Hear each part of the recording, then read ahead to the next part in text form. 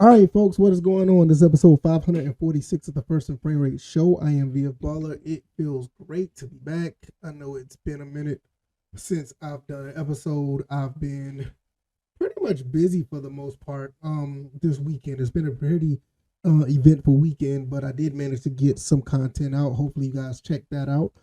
Nevertheless, we're going to talk some Atlanta Falcons and we're going to talk some Georgia Southern football. So today is going to be an action-packed filled episode. So hopefully you guys will sit back and enjoy. If it's your first time here, welcome. I do an episode pretty much Monday through Friday. It was in the mornings, but now I'm doing them in the evenings due to my work schedule. And it seems like it's been getting pretty good feedback. I really appreciate the support. I can be found on YouTube and Rumble. I'm also on Anchor, Stitcher, Spotify, Apple, and Google Podcasts. And we're just going to go ahead and get right into it because today we're going to talk about Georgia Southern.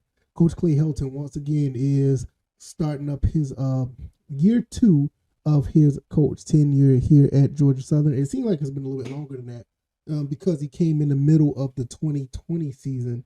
And, I'm sorry, it was 2021 the season. I'll take that back.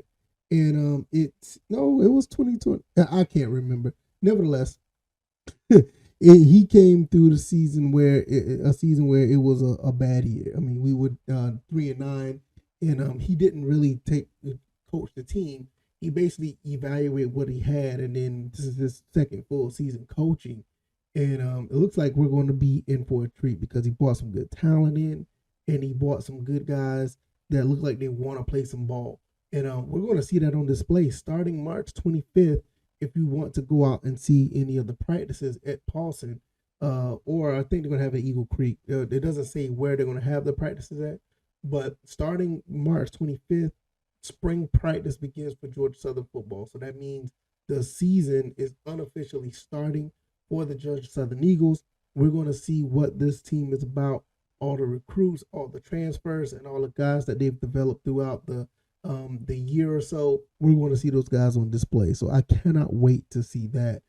Also, that's after that Saturday, we're going to start off with the week, March 27th, the 28th, and the 30th.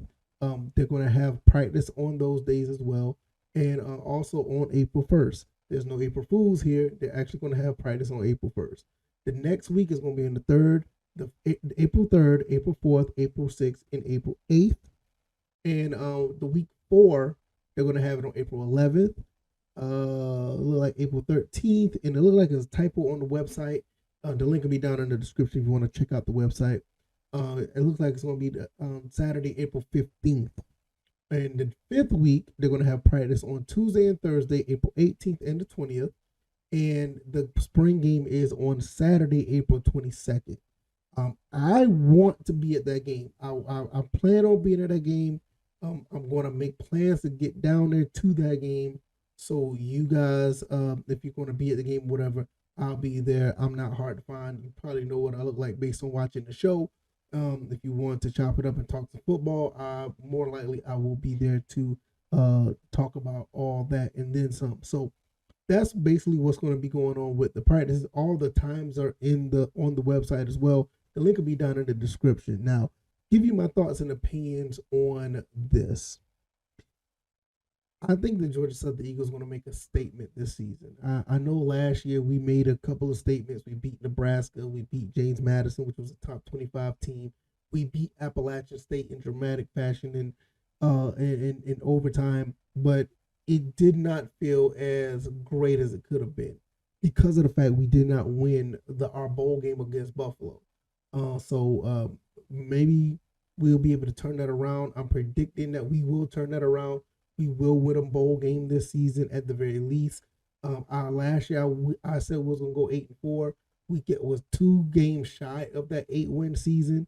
A couple of games we should have won, but I don't want to reiterate that again. But this year, looking at what we have, I see there's no reason why we win 8 to 9 games this year. We are vastly improved from last year. We don't have the same defensive coordinator. It look like he's gone, but we brought another one in.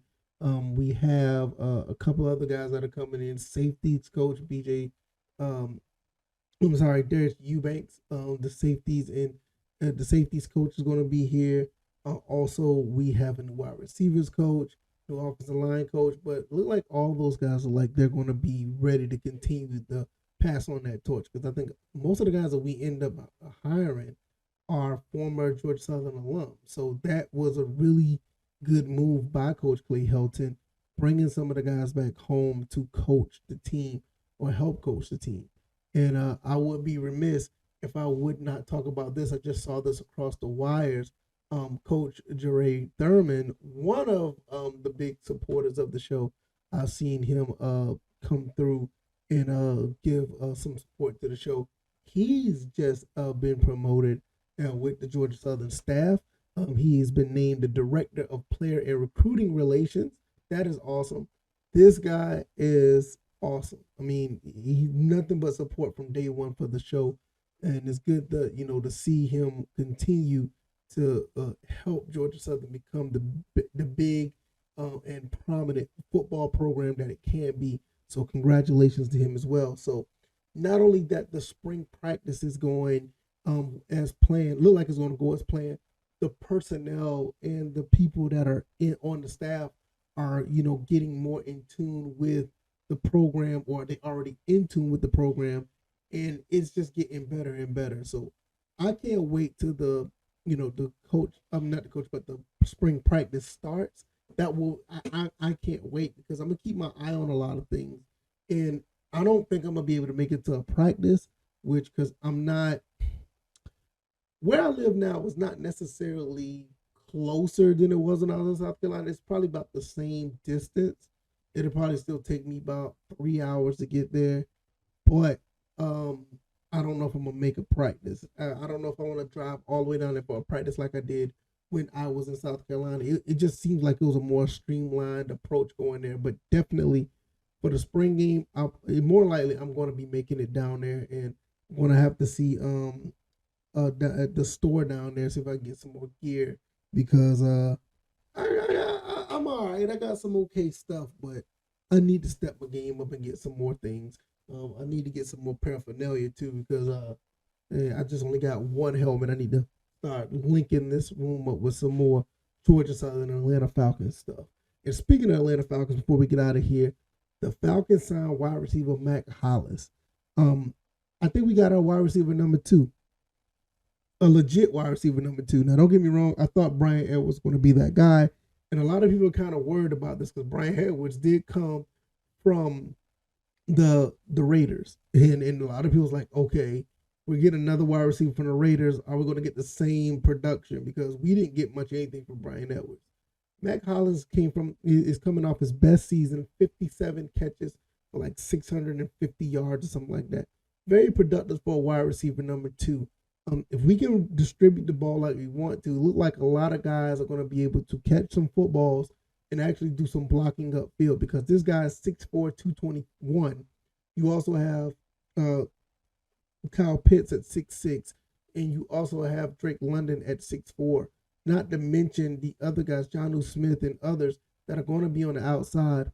Tyler Algier and whoever else we get at running back is going to be running the ball very well, just like they were before. I mean, Tyler Algier did a phenomenal job running the ball. I think he got over 1,000 yards, rushing, and he didn't even play all. He didn't even start all 16 games. So just imagine what this team could do if we can continue to be nasty up front, and push people around, and run the ball, and on top of that, be able to distribute the ball with the passing game.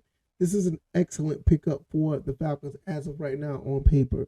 Not going to sit here and say that Mack Hollins is going to change the game, because no disrespect to him, but his former teammate kind of made it hard for us to believe what's going on, because now we're looking at a situation like, okay, we're getting another Raider. We saw what happened last time. We don't know what's going to happen, so I'm kind of wary of that. But overall, the Falcons are making some really good moves. I mean, we just got finished signing another linebacker and another defensive back, and to get somebody like Mack Hollins, which some receiver I wasn't even thinking about.